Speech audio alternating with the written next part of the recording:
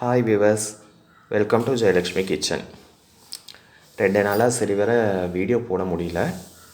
So இன்றைக்கி தான் கொஞ்சம் வெளியே வேலைகள் இருந்தது, அதனால் பண்ண முடியல. இன்றைக்கி தான் பண்ணியிருக்கோம்.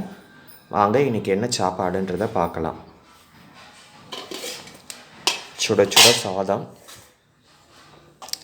வடித்து இப்போ தான் இறக்கியிருக்கு.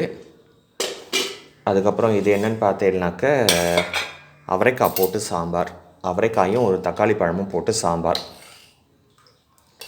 ஸோ அவரைக்காய் சாம்பார் எல்லாருக்கும் தெரியாத ஒன்றும் இல்லை. ஆஸ் யூஷுவல் கடுகு ஜீரகம் தாளிச்சிட்டு, வெந்தயமும் தாளிச்சிட்டு, கருவேப்பிலை போட்டு அவரைக்காயை போட்டு நல்லா கொஞ்சம் லைட்டாக வதக்கிடுங்கோ. அதுக்குன்னு ரொம்ப இதுவாகக்கூடாது, அந்த பச்சை நிறம் மாறாத அளவுக்கு வதக்கிடுங்கோ. வதக்கிட்டு வேணுன்ற ஒரு நெல்லிக்காய் அளவு சைஸு புளி எடுத்து புளிஜலம் விட்டுருங்கோ. புளிஜலம் விட்டு அதிலே ஒரு தக்காளி பழம் பிழிஞ்சு விட்டுட்டுங்க. மஞ்சப்பொடி, மிளகாப்பொடி, உப்பு இது 3ம் போட்டுருங்க. ஏன்னா அவரைக்கான்றதுனால ஈஸியாக வெந்துடும் உங்களுக்கு. ஸோ அதை புளிஜல ஸ்மெல் போனதுமே நல்லா இந்த கரண்டியால் ஒரு 2 கரண்டி பருப்பு வேக வச்சு எடுத்து வச்சு, புளிஜலம் ஸ்மெல் போனதும் இந்த பருப்பை விட்டு நல்லா ஒரு கொதி வந்ததும் பெருங்காயத்தை போட்டு அணைச்சிருங்கோ. ஆஸ் யூஷுவல் அவரைக்காய் சாம்பார் முடிஞ்சிடுது. இது என்னென்னு பார்த்தீங்கன்னாக்க வாழைக்காய் வந்து இன்றைக்கி மசாலா கறி மாதிரி பண்ணியிருக்கு. உதுத்து போட்டு வாழைக்காயை ஃபஸ்ட்டு ஒரு 4 துண்டமாக கட் பண்ணி வேக வச்சு எடுத்துருங்க. நான் இன்றைக்கி குக்கரில் தான் பண்ணியிருக்கேன். குக்கரில் பண்ணிவிட்டு ஒழிச்சு வச்சுட்டேன். ஸோ வாழைக்காயை வேக வச்சு எடுத்துகிட்டு தோலோடு வேக வைங்க. தோலை உரிச்சிட்டு நல்லா கையால் இந்த உருளைக்கிழங்கு மசாலெலாம் இது பண்ணுவோம் இல்லையா, உதுத்து விடுவோம் இல்லையா, அந்த மாதிரி வாழைக்காயை நல்லா உதுத்து விட்டுருங்க. உதுத்து விட்டுட்டு நான் இன்றைக்கி தேங்காய் எண்ணெயில் தான் பண்ணியிருக்கேன். தேங்காய் எண்ணெய் விட்டு கடுகு, உளுத்தம்பருப்பு, ஜீரகம், கருவேப்பிலை தாளிச்சிட்டு, நான் இன்றைக்கி புளிப்புக்கு வேணும் கொஞ்சம் டிஃப்ரெண்ட்டாக இருக்கட்டும்ன்ட்டு நான் ஒரு தக்காளி பழமும் போட்டிருக்கேன். ஸோ ஒரு தக்காளி பழம் போட்டு நல்லா வதக்கிடுங்கோ. அது தக்காளிக்கு நல்ல ஸ்கின் எல்லாம் நல்லா சுருங்கி அந்த ஸ்கின்னு தனியாக வந்த உடனே நான் வந்து காரத்துக்கு ஒரு பச்சை மிளகாய் போட்டிருக்கேன். ஸோ பச்சை மிளகாயும் போட்டுட்டு அதுக்கப்புறமா உதுத்து விட்ட வாழைக்காயும் போட்டுருங்க. போட்டு நல்லா சுருண்டு வரட்டும். வரும்போது மஞ்சப்பொடி ப்ளஸ் காரப்பொடி 2ம் போட்டிருக்கேன். நான் வந்து ஏற்கனவே ஒரு பச்சை மிளகாய் போட்டிருக்கிறதுனால காரப்பொடி சும்மா ஃப்ளேவருக்கு தான் நான் போட்டிருக்கேன்.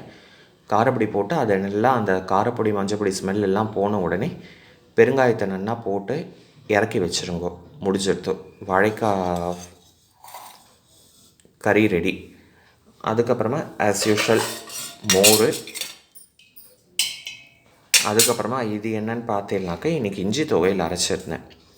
இஞ்சி தொகையில் வந்து தெரியாத ஒன்றும் இல்லை. முதல்ல எள்ளை வந்து எந்த எள்ளாக இருந்தாலும் சரி, கருப்பு எள்ளோ வெள்ளை எள்ளோ, அதை நல்லா வறுத்துருங்கோ எண்ணெய் விடாமல். அதுக்கப்புறமா கொத்துளி எண்ணெய் விட்டுட்டு கடலப்பருப்பு ஒரு பிடி, உளுத்தம்பருப்பு ஒரு பிடி, அதுக்கப்புறமா உங்களுக்கு புளிப்புக்கு தகுந்த அளவுக்கு புளி, அதுக்கப்புறமா கருவேப்பிலை, இதை 4த்தையும் போட்டு நல்லா எண்ணெய் துளியுண்டு எண்ணெய் குத்தி நல்லா வறுத்து எடுத்துருங்கோ.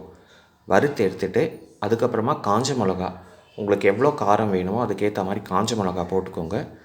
காஞ்ச மிளகாயும் போட்டுட்டு நல்லா ஆறுனதும் மிக்சியில் போட்டு இஞ்சி பச்சையாக போட்டு தான் அம்மா அரைச்சிருக்கா. ஸோ இஞ்சியை நல்லா பொடி பொடியாக கட் பண்ணி பச்சையாக போட்டுங்க. ஏன்னா பச்சையாக போட்டோம்னா அந்த ஸ்மெல் நல்லாயிருக்கும், சாப்பிட்றதுக்கும் வாய்க்கும் வயிற்றுக்கும் நல்ல மணமாக இருக்கும். அதனால் அம்மா அப்படி தான் பண்ணியிருக்கா. ஸோ இஞ்சியை பொடி பொடியாக கட் பண்ணி நல்லா ஒரு 2 விப்பர் மாதிரி விட்டு நல்லா எடுத்து எல்லாம் இஞ்சி துவையல் ரெடி. உங்களுக்கு வேணும்னா இன்றைக்கி தேங்காய் போட்டுக்கோங்க. அம்மா இன்றைக்கி தேங்காய் போடாமல் தான் அரைச்சிருக்கா. ஸோ நீங்கள் உங்களுக்கு வேணும்னா தேங்காய் போட்டு அரைச்சிக்கோங்க. தேங்காய் போட்டு அரைச்சிடலாம் ஒரு 2 நாளுக்கு மேலே தாங்காது, அதுக்குள்ளே செலவாயிடணும். இதுனா இன்னும் கூட ஒரு 2 நாள் கூட வச்சுக்கலாம். ஒரு சாதம் பண்ணி இஞ்சி தொகையில் போட்டுண்டு ஒரு வடம் வத்தல் தொட்டுண்டு கூட சாப்பிட்டுக்கலாம். அதனால் அம்மா அந்த மாதிரி தான் அரைச்சிருக்கா.